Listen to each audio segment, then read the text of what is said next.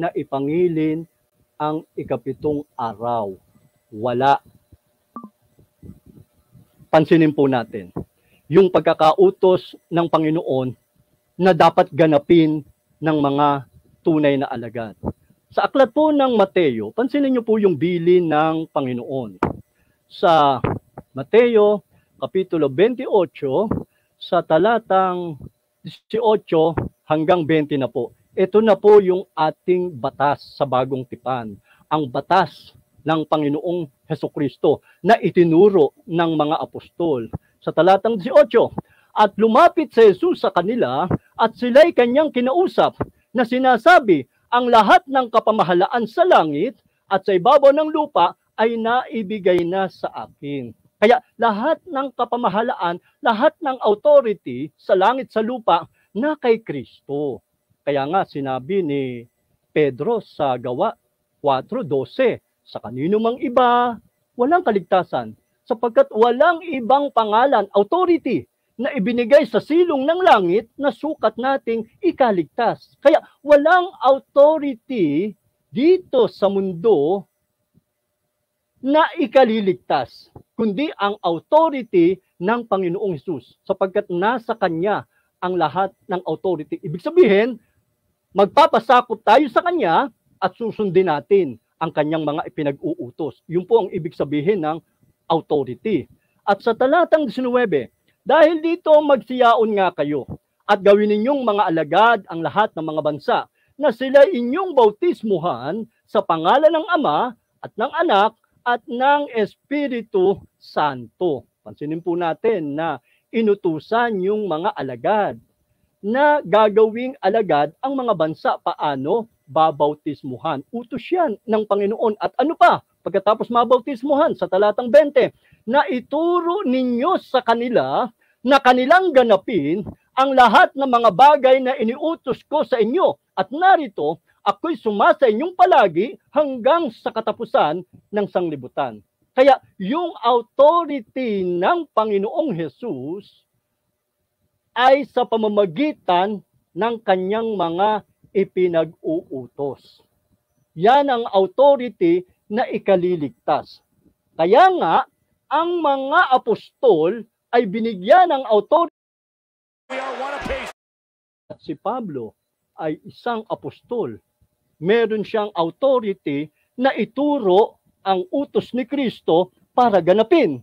At wala tayong mababasa sa Biblia, sa bagong tipan partikular, na itinuro, iniutos ng mga apostol, magmula sa aklat ng Gawa, patuloy, na ipangilin ang ikapitong araw.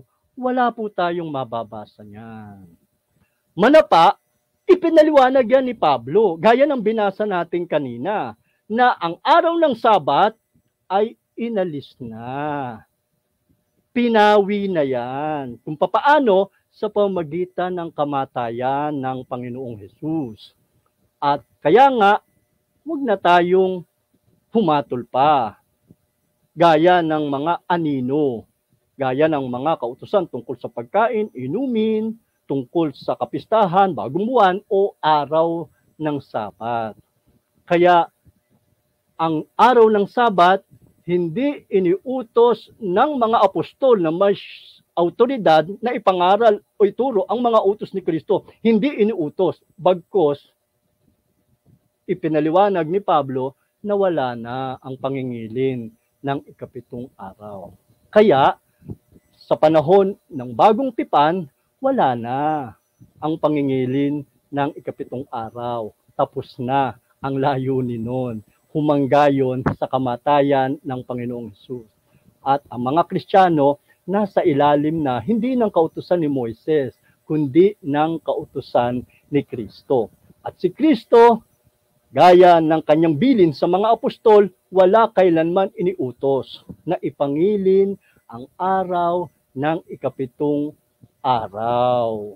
Wala. Manapa, ito ay pinaliwanag ni Pablo na inalis na ito. Hindi na dapat ganapin ng mga Kristiyano kasi ito ay laban at hindi ayon sa mga Kristiyano sapagkat ang iglesia binubuo na ng mga Hudyo at ng mga Hentil. Ang mga Hentil ay hindi naman sila naalipin sa Ehipto. Kaya laban yun, yung utos na ipangilan ng Sabat sa mga hintil. Sa Bagong Tipan, tandaan po natin, iniligtas ang mga Kristiyano hindi sa pagkaalipin sa Ehipto, kundi sa pagkaalipin sa kasalanan. Diyan tayo iniligtas ng Panginoon, gaya nga ng sinasabi sa Mateo Kapitulo 1:21. Tatawagin mo ang kanyang pangalang Jesus sapagkat ililigtas niya ang kanyang bayan sa kanilang mga kasalanan. Kaya ang mga Kristiyano ay iniligtas sa kasalanan sa pamamagitan ng ano? Ng kamatayan ng Panginoong Hesukristo. Kaya nga, sabi sa Mateo 20:28, ang anak ng tao ay hindi naparito para paglingkuran, kundi maglingkod at ibigay ang kanyang buhay na pangtubos. Kaya nga, Mateo 26:19-20, ang dugo ng Panginoong Hesus nabuhos sa ikapagpapatawad. At sa unang Korinto, Kapitulo 15:3, una sa lahat, sabi ni Pablo, binigay ko sa inyo una sa lahat ang akin namang tinanggap.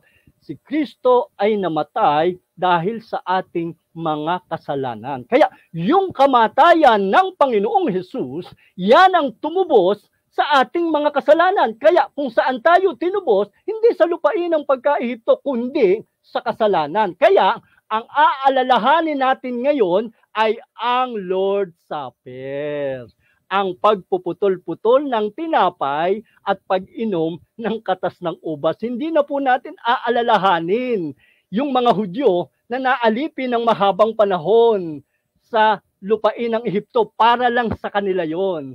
Sa mga Kristiyano, ang aalalahanin ay ang kamatayan na ng Panginoong Hesukristo. Sapagkat tayo sa pamagitan ng kamatayan ng Panginoong Hesus ay naligtas sa ating mga kasalanan. Kaya nga tayo sa Bagong Tipan, ang inaalaala natin ay ang kamatayan ng Panginoon, gaya ng ipinag-utos niya sa Lord's Supper, Mateo 26:19 patuloy. Gaya din ang inuulit ni Pablo sa unang Korinto, Kapitulo 11:23 at 26. Ang pagpuputol-putol ng tinapay, pag-aalaala sa katawan ng Panginoon. Ang pag-inom ng katas ng ubas, pag-aalaala sa dugo ng Panginoon. Ang pagsasagawa niyan, paghahayag sa kamatayan ng Panginoon. At kung iaatras pa natin, Kapitulo 16, pakikibahagi yan sa katawan at dugo ng Panginoong Hesukristo. Yan ang inaalaala ng mga Kristiyano, hindi na po yung araw ng Sabat o yung pagkaligtas ng mga Hudyo sa lupain ng pagkaalipin. Hindi na po yun, tapos na po yun. Naganap na yung layunin nun. Hanggang sa pagparito lang ng Panginoon yon, hanggang sa pagkamatay ng Panginoon. Ang inaalaala na po ng mga Kristiyano, yung utos na ng Panginoon, kasi diyan tayo nakapailalim eh. Ano yung utos na alalahanin? Ang Lord's Supper. Sa pamagitan ng pagputol-putol ng tinapay at pag-inom ng katas ng ubas. Kailan? Tuwing unang araw ng sanglinggo, gaya ng halimbawang ginawa nila Pablo sa Gawa 20 sa talatang 7. Pero ang mga Kristiyano ay meron pa ring kapahingahan. Si Kristo ang ating kapahingahan. Sa pamagitan ni Kristo, magkakaroon po tayo ng kapahingahan sa ating pong mga kaluluwa. Pansinin po natin. Sa Mateo din, Kapitulo 11.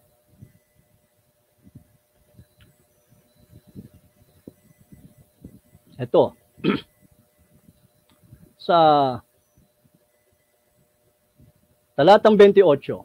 Magsiparito sa akin, kayong lahat na nangapapagal at nangabibigatang lubha, at kayo'y aking pagpapahingahin. Pasanin ninyo ang aking pamatok, at mag-aral kayo sa akin, sapagkat ako'y maamo at mapagpakumbabang puso, at masunsumpungan ninyo ang kapahingahan ng inyong mga kaluluwa. So may kapahingahan pa rin, pero hindi na sa katawan, gaya ng pagpapahinga ng ikapitong araw, kung hindi Si Kristo mismo ang kapahingahan at ito ay kapahingahan ng ating mga kaluluwa. Ayon po yan sa aking binasa, ipakita ko lang po sa